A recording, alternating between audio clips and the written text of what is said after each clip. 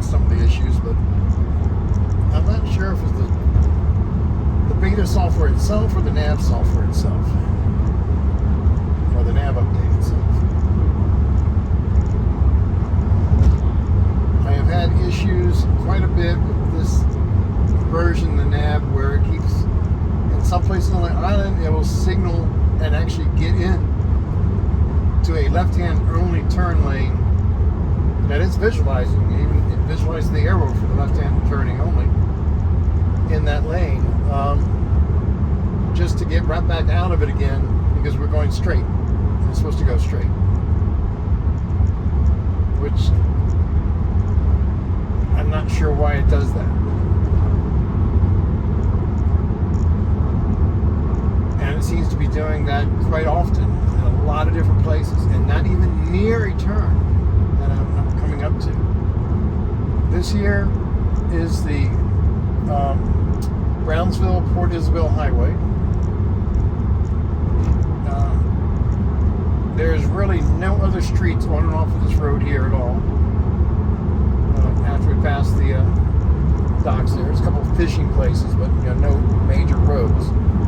We have 9 miles to go.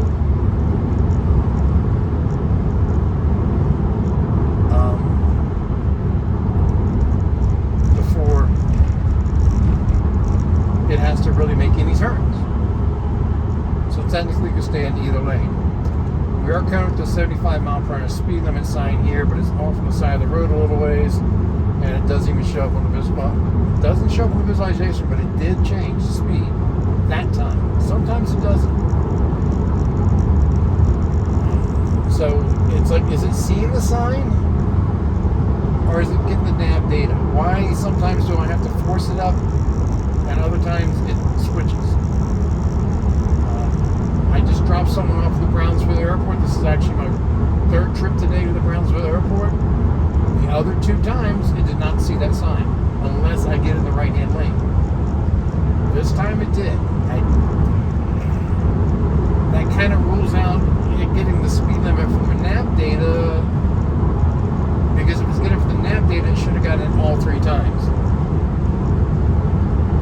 So this is baffling me on how that's working. If it's doing it from the video, I did not see the sign there. It didn't show up on the visualization. Let me widen this out here for you. Like I say, the only turn we have coming up is in 7.8 miles an hour, and just a right-hand turn in a lot of heavy traffic. I might keep this on too because it has a lot of issues in the heavy traffic. And this time, with all the traffic on the island and stuff, it gets really bad. So, let's see what happens here. Now, over here, some fishing area, docks, whatever, and we have a car pulling out. It's going to brake forward. Okay. Now, he's clear. You can go ahead and start accelerating, but it still keeps slowing down, even after the other car is clear. It needed to pick back up. Because now I got these cars passing on the right that were, the white one, I think, was behind me, maybe. But it's taking its time to pick back up. It should have, once he was shown that he was getting cleared, it should have really gone ahead and sped up. But I do kind of understand that, it's kind of a good thing that it kept slowing down, because we don't know. He could have had a tow rope and pulling another vehicle. There could have been a trailer behind there. It would have been harder to make out the distance.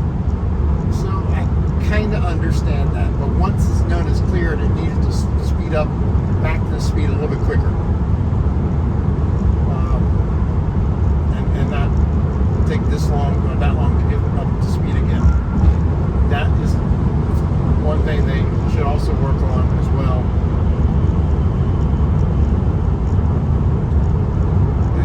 Truck doesn't know how to stay in his lane. The car, I can feel the car a little bit cautious braking, with him drifting over. And I see that a lot of times. They drift back and forth in the lanes, and it worries me.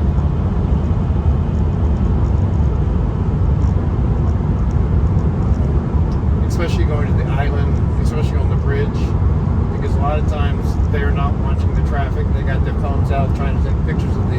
parasellers and where they're going to go vacation for their stories on the bridge. On a little note for that, the connection between South Padre Island and Port Isabel, there's only one bridge on and off that island, and when it gets backed up, it's pretty terrible. And it usually gets backed up because of an accident, if someone wasn't paying attention. Elon Musk needs to be boring down here and make a tunnel going to the bridge, or from the island to Port Isabel. Make a tunnel, because then they can't rubberneck. All right, now here we're coming up here. This is the problem I had issues with. And okay, this time it's not having that issue. It's interesting. The other two times, it always kept jumping into that lane and then jumping back. That time it did not do that.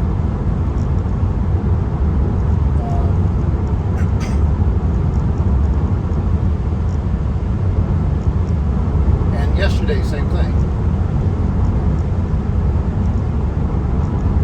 So why did it change this time? I don't know. But anyway, I'll go on to say what I was going to say. Boring Company needs to make a tunnel connecting Port Isabel to South Padre Island.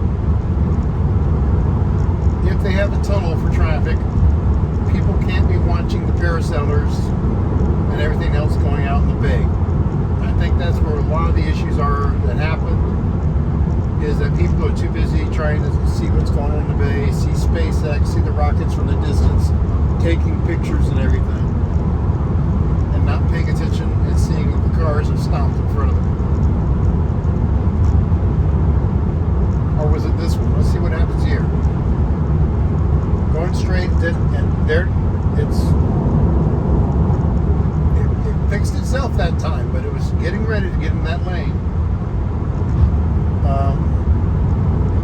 And like I say, the other few mornings, it got completely into that lane and cut across. So it's like, as I'm driving, the behavior is getting a little bit better in a lot of situations. Is it actively learning and memorizing some of the stuff we do? Is it making something of a local mapping information? In other words, if I have to take over or jerk the wheel, is it flagging that? And especially if I do it more than once, and trying to correct it for the future. We're only 1.3 miles away. I usually like to try to let the car do everything, but this time I'm going to hit the turn signal to get into that lane, because I'm not sure how much traffic is backed up here. When the bridge gets congested, this traffic can back up all the way past here. I'm surprised it's not congested yet. But when I brought the people to the airport, there was a lot of people leaving the island already. So there's a lot of outgoing traffic.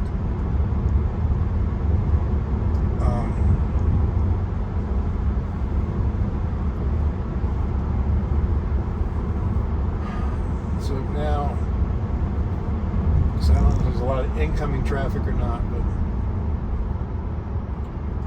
in the afternoons, we have, it's Sunday, so all the churches in Brownsville, Harlingen, and what have you, odds are a lot of people have gone home from church, changed from their church clothes, grabbed the beach wear and stuff, and they're heading to the island.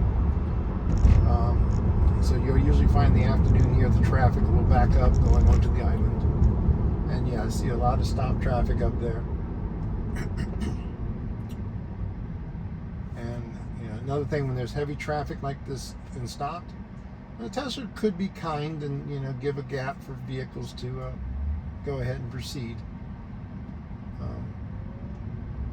Especially in intersections like this, it shouldn't get out in front and stop. It should make sure it has an opening before it goes across and won't be blocking anybody.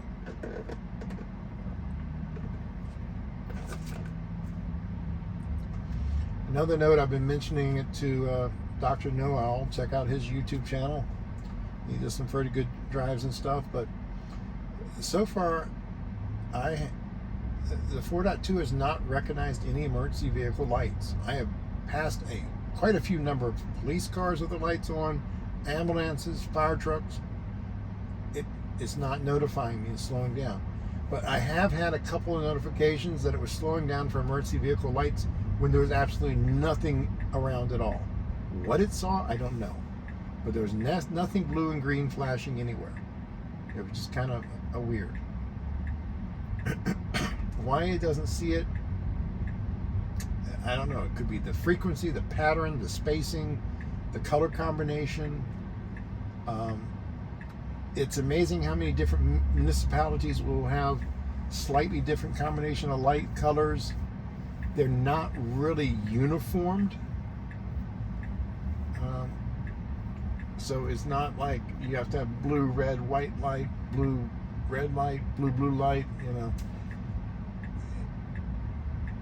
There was a time when it used to be like that, but I think it's got to the point where different police departments are trying to save money and they're getting different light bars from different companies that do different patterns, or, you know, it's a light.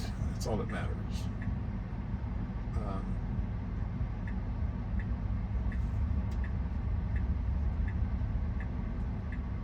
So that could be a hard thing for the car to figure out, because not all, you know, even some construction vehicles. I've seen a few construction vehicles using, you know, red, blue, and yellow, or red, blue, and orange lights, which, okay, that kind of designates that as not an emergency vehicle with the orange, but, you know, if it's detecting those combination lights, how does it know it's an emergency vehicle or what? And construction vehicle, yeah, you should be cautious for too, as if they're doing road construction and stuff. Right now we got this heavy traffic here. I'm trying to let the car go. We have these two cones up here blocking off this lane so people won't drive down this lane. The car is getting into the lane, but what it's trying to do is to go around these cones, which it does every time, which it should not do, because this lane actually merges into this lane anyway. So it should get behind these cars and stay behind these cars. So I'm going to have to try to, you know, a little bit force it to get it to stay in those lanes, even though it wants to go around, which is a bad decision. That's not a lane to stay in. Okay, we got this. I'm going to nudge it because this car's waiting for me to go over. And I'm going to disengage here. Why is it still going? That should have stopped. It should have kept going. So I'm going to call that a disengagement. Well, the cruise control, but yeah, it was trying to accelerate. As you can see, it's still trying to get over there, and that, no, this situation is not right.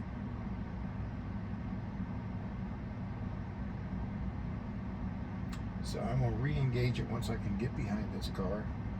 But then I'm going to have to fight and try to keep it from getting in that lane.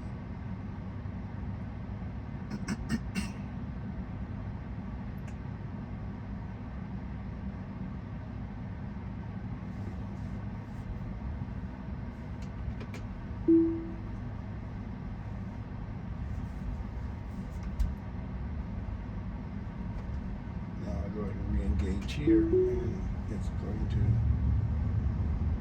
Traffic's moving, so it should stay in this lane.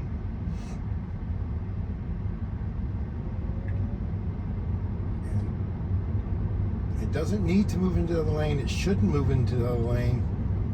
This lane goes all the way across the bridge, and I'm making a right-hand turn to go to the hotel in 4 miles. It is heavy traffic. It is bumper-to-bumper traffic. It should be looking at that and see that it's heavy traffic and just be patient. I do have it in chill mode, and that's kind of a hard stop with the cars behind me. Pull that up here. So I got the cars behind me.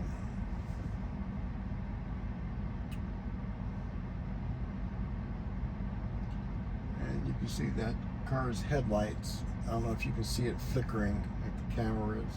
Frequency is not. Those LED lights, and they kind of pulse, so you get the rolling shutter. Now, if that's what an emergency vehicle light is doing and it's not seeing the right interval of the lights, it's hard. I don't know.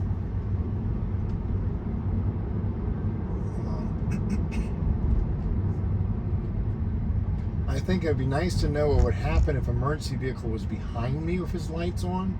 Will the car go over as far as it can to the shoulder and come to a stop, which you're supposed to do to let them pass, or get a ticket, either way.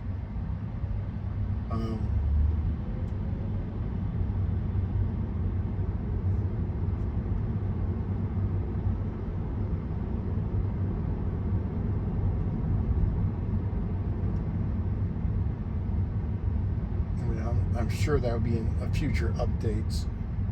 But yeah, we got another car behind me, and you can tell that the flickering there, that is definitely the newer LED lights look like that when you look at the camera there.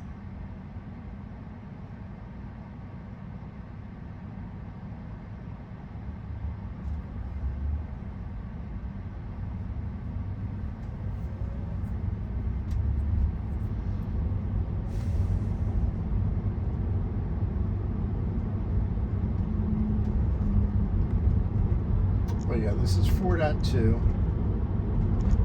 There's been quite a bit about this. It has been a lot better. It feels a lot smoother in some instances. A couple of the slowdown points that I commonly have, it doesn't slow down as much. There was one on the way to the Brownsville airport that in the previous versions it always insisted on getting all the way down to 48 miles per hour. Now it's just doing 58 miles per hour. So we're going from 78 down to 58 instead of 48. So it's not that, it's a little better, but it's only for about 20, 30 feet, then it goes back up to 75. It doesn't change the speed on there. So why it's slowing down as if it's looking for something, it is unknown. But it does it every solitary time in that exact same spot, rain, shine, day or night. It does that, which that tells me that is a navigation data issue. That is something in the nav data telling it needs to slow down there. And here it is, we're kind of going straight, but it likes to signal, every now and then, just a quick little blink, which I don't really mind too much, but the person behind me gets kind of annoying because they're thinking I'm going to be turning on the street, so they're getting ready to brake for that, or for me to go, or that person at that light there might think I'm going to turn at that time and go ahead and make a right-hand turn, thinking I'm not going to go straight. That makes it a safety problem, signaling when it doesn't need to signal like that. Because that's what the turn signals are for. In case you didn't know, there's a little stomp on most cars for the turn signal. You're notifying people around you that you plan to turn, to be ready. Like that car in front of me now, his signal's on. He's saying, I'm going to turn here, look out, I'm going to slow down. That's what that little signal is. Use it, please. And right here, there was a sign back there that didn't see because the palm tree's blocking it, but it said 55 in 500 feet, which is the beginning of the bridge. But it didn't see that yet, so I have to manually adjust it. Now we'll put it to 60 here. Looks like the traffic's cleared up on the bridge, so the heavy traffic I had when I left is gone. And this traffic's a little bit better. Let's see how far we can get to the hotel.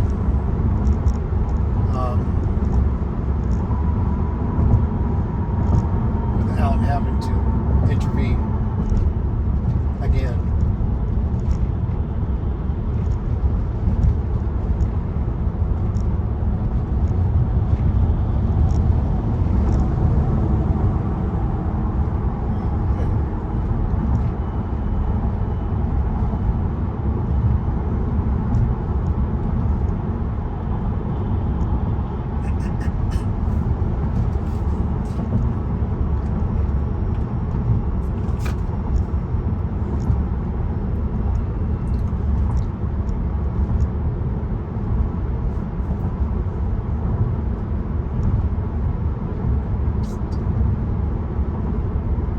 By the way, if you're watching this video, if you look down here somewhere, not sure how your browser's set up, but there's a little button, a little thumb that looks like that.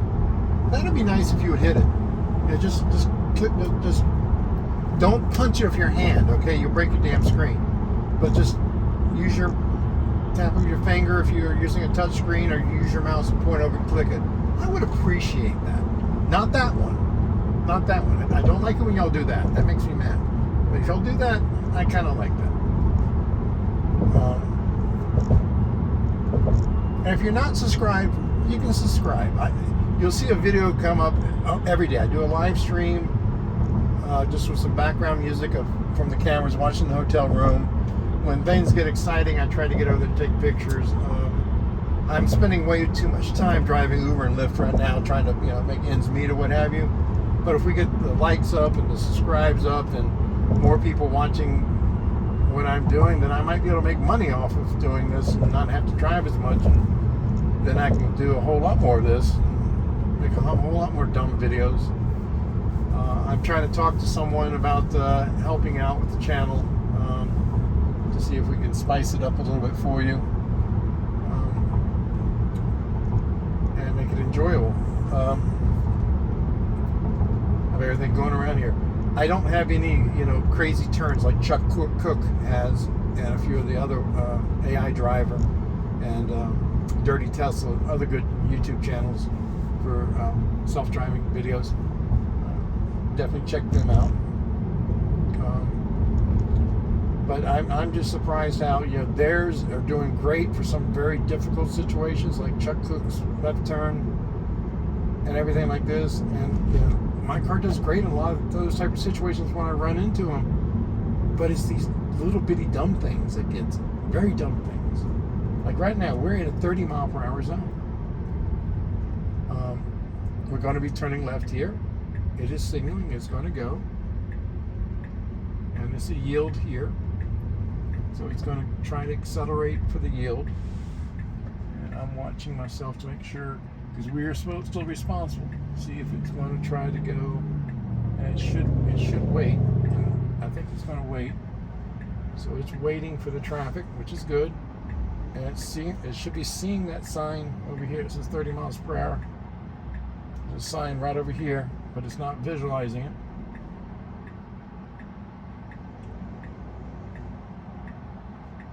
So it's doing a good job waiting. And now it's clear. So it's starting to proceed a little bit too cautious though, because there's a car behind me who's getting impatient.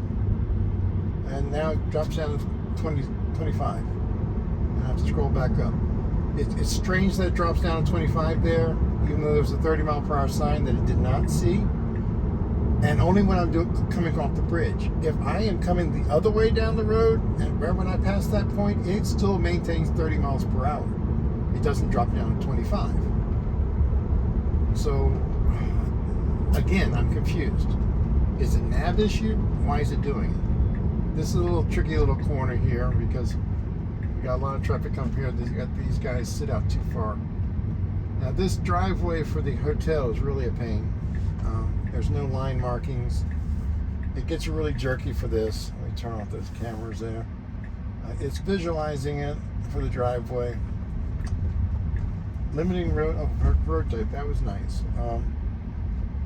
And we got this guy driving in the middle of the road. Both of the guys in front of me are in the middle of the road. They should be on the right-hand side, so I don't know what they're doing. They're only doing 12 miles per hour. This is what I have to deal with sometimes. It's like, come on, people. There's only one place to turn up here, and that's where I'm going to be turning. And these two guys want to drive very slow. Probably watching the water park or something. I don't know. Now we got an oncoming vehicle. It's like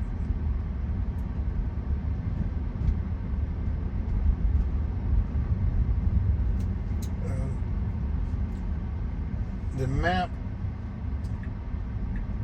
The turn into the hotel parking lot is right there, and in the previous. And I think it's still the same, but the car is actually figuring it out a lot better and trying to do it. It's doing it, but you can see how the map shows it over here. There's that cart, and it's stopping, so it's waiting for them to clear. Okay. It was a little hesitant there. And proceeding through the parking lot. I am going to take over here because I don't like this turn. Well, okay.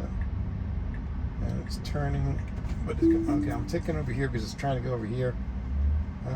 Okay, it's where it wanted to go in the parking lot. But I'm taking over because I'm going to the supercharger here because I'm down to 68 miles of range and the superchargers are in use. Crud. Not sure how long they're going to be in use for. We only have 2 superchargers here on the island.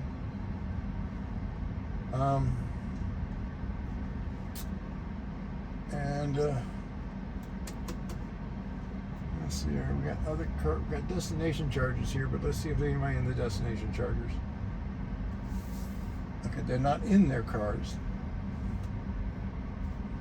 So I will just plug into the destination charger while I wait. And then when they're done, I can hop over there and get them and charge. I want to charge up to at least 100 miles before I do another ride, because I don't know if they're going to go to, if I might get a ride to Brownsville, Harlingen, or McAllen. So what I normally do when doing Uber and Lyft is I start charging as fast as I can. Once I hit 100 miles, I turn back on the apps and charge as long as I can until I get a ride. And once I get to like 140 miles of range, I will usually switch to the destination charger. But let me go ahead and end this here, and I just might use this video. Please like and subscribe, and please check out the channels Dr. Know-It-All. He does a very good job. Dirty Tesla, AI Driver, Chuck Cook, they all do very good YouTube videos as well on full self-driving.